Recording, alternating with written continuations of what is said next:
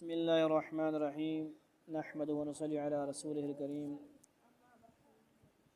تبلیغ بالیقین کار نبوت پسند فرمودہ مولانا حافظ فضل الرحیم سید نفیس شاہ صاحب مدظ العالیہ ترتیب و تحریر مولانا قاری محمد احمد صاحب۔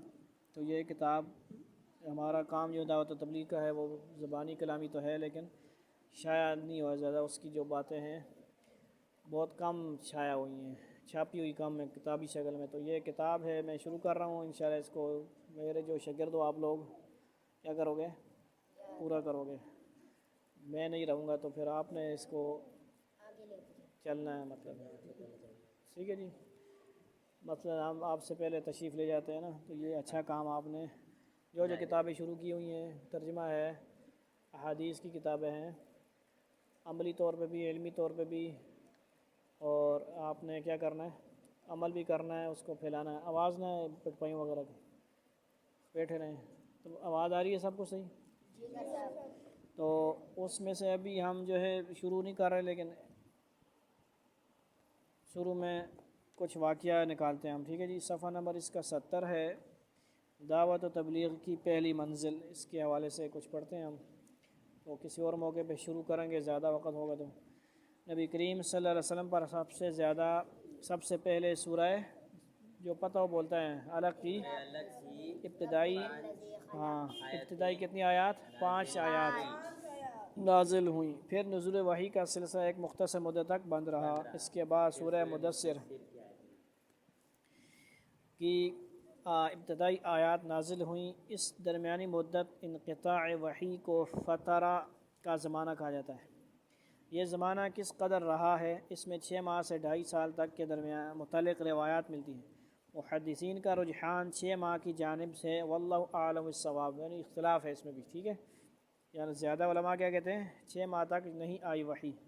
ابھی تک آپ کو اعلان دعوت عام کا حکم نہ تھا، بلکہ آپ صلی اللہ علیہ وسلم کو علم و یقین، صبر و استقامت، طہارت و نفس و بدن، شرک و بت پرستی سے دوری، بیزارگی کی تلقین تھی۔ پھر آپ پر سورہ شعراء کی وہ آیات نازل ہوئیں، وَأَنذِرْ عَشِيرَتَكَ الْأَقْرَبِينَ، سورہ شعراء آیت نمبر 214، جن میں سب سے پہلے اپنے قرابت دار اور رشتہ داروں کو دعوت حق دینے کا حکم دیا گیا۔ گویا یہ دعوت اسلام کی پہلی ندا تھی جو آپ کے اپنے گھر سے شروع کی گئی، اس لیے دعوت و تبلیغ جو ہے اپنے گھر میں بھی کرنی ہے۔ صرف چلے لگانا کافی نہیں ہے، اپنے چلہ پورا کیا اپنا اور روزہ لگا لیا، 7 مہینے بھی لگا لیے، سال بھی لگا لیا، اور گھر میں دعوت نہیں ہے، گھر والوں کو نہیں نکالا، گھر میں قرآن حدیث کی تعلیم نہیں دی، قرآن گھر والے انگریزی اسکول پڑھ رہے ہیں ماشاءاللہ، کوئی ادھر جا رہا ہے، جائیں پڑھیں، لیکن دین کا بھی کام بنے، دین کے بھی داعی بنیں۔ گھر میں ہمارے ہاں بہت کم عمل ہے، بیگم با پردہ ہے، وہ نہیں پردہ نہیں کر رہی، اس کو بھی تبلیغ کرنی ہے نا، سمجھ آ رہی ہے؟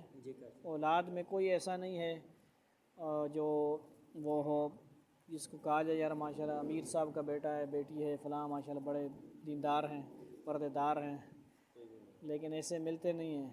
تو فکر تو ماشاءاللہ ہوتی ہے، لیکن زیادہ محنت کی ضرورت گھر میں بھی۔ کیوں؟ یہ آیت اشارہ کریے نا، سمجھ آئی؟ وانذر عشیرتک الاقربین، کیونکہ وہ نہیں دین پر ہوں گے تو کدھر جائیں گے، پھر جہنم میں جائیں گے نا۔ تو دوسری جگہ کیا ہے، یا ایھا الذین آمنوا قوا انفسکم واہلیکم نارا وقودھا الناس والحجارہ، سمجھ آئی؟ اے ایمان والو، اپنے آپ کو اور اپنے گھر والوں کو کیا کرو، دعوت تبلیغ لفظ نہیں ہوتا، دعوت و تبلیغ ہوتا ہے، لیکن یہاں پہ جو آیت ہے اس کا مطلب ہے یا ایھا الذین آمنوا قوا انفسکم، بچاؤ اپنے آپ کو اور اپنے گھر والوں کو، نارا وقودھا الناس والحجارہ، اس آگ سے جس کا ایندھن تقنا نہ ہوئے، وقودھا الناس والحجارہ، انسان اور پتھر ہیں۔ کیا ہے؟ پتھر نہ کی قصور ہے، تو وجہ نے پتھر بھی رگڑ گئے سن، جن میں سب سے پہلے اپنے قرابت داروں اور رشتہ داروں کو دعوت حق دینے کا حکم دیا گیا ہے۔ گویا یہ دعوت اسلام کی پہلی ندا تھی جو آپ کے اپنے گھر سے شروع کی گئی، چنانچہ آپ صلی اللہ علیہ وسلم نے صفا کی چوٹی پر کھڑے ہو کر اس زمانے کے طریقے اعلان کے مطابق یا صباحا کہا، جیسے ہمارے یہاں کیا کہتے ہیں، آ جاؤ لوگو آ جاؤ اکٹھے ہو جائے، حضرات ضروری اعلان سنیں، جس طرح اعلان ہوتا ہے نا ہمارے یہاں، اس وقت کا کیا طریقہ تھا؟ چوٹی پہ کھڑا یا صباحا چوٹی، صفا کے بعد دوسری کون سی چوٹی ہے؟ دوسرا کون سا پہاڑ ہے؟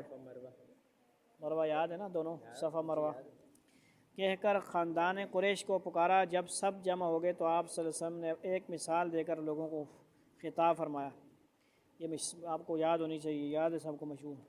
لوگوں، اگر میں تم سے یہ کہوں کہ اس پہاڑ کی پشت پر ایک لشکر جمع ہے جو تم پر، پشت کا مطلب کہ پیچھے، مطلب ٹھیک ہے نا، نہیں یہ کمر نہیں، مطلب اس طرف پہاڑ کے اس طرف، ٹھیک ہے، جو تم پر حملہ کرنے کے لیے تیار کھڑا ہے، کیا تم مجھ کو اس اطلاع پر سچا سمجھو گے؟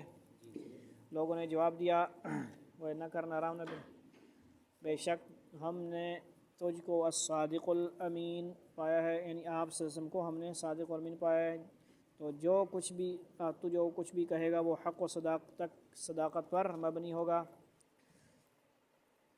تب آپ صلی اللہ علیہ وسلم نے فرمایا، تو سنو، میں تم کو اللہ واحد کی جانب بلاتا ہوں اور بت پرستی کی نجاست سے بچانا چاہتا ہوں، تم کو اس دن سے ڈراتا ہوں جس میں اللہ کے حضور حاضر ہو کر تم سب کو اپنے اعمال و کردار کا جواب دینا ہوگا۔ یہ صدائے حق جب قریشی کے کانوں میں پہنچی تو وہ سب حیران رہ گئے اور اپنے آباء و اجداد کے دین و مذہب کے خلاف آواز سن کر برافروختہ ہونے لگے، اور سب سے زیادہ آپ صلی اللہ علیہ وسلم کے حقیقی چچا ابو لہب کو پیش آیا، غضبناک ہو کر کہنے لگا، تبت لکا سائر الیوم اما دعوتنا الا لہذا، تو ہمیشہ ہلاکت اور رسوائی کا منہ دیکھے، استغفر اللہ نعوذ باللہ، کیا تو نے اس عرض سے ہم کو بلایا تھا؟ نعوذ باللہ۔ اس کا جواب پتہ ہے نا سب کو، سورۃ تبت یدا، سمجھے، وہ اس کا جواب ہے۔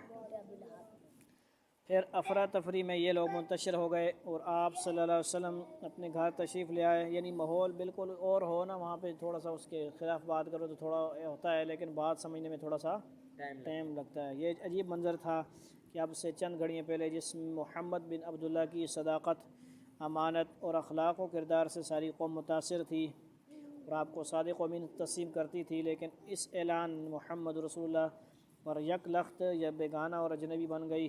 آپ صلی اللہ علیہ وسلم نے اپنا کام جاری رکھا، خاندان کے چند ایک کے سوا سب نے عداوت و بغض کو اپنا شعار بنا رکھا۔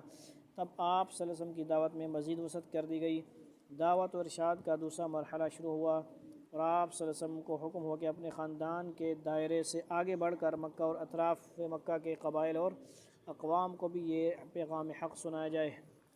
یہ کیا ہوئی؟ پہلی منزل دوسری منزل اگلے اس میں کرتے ہیں۔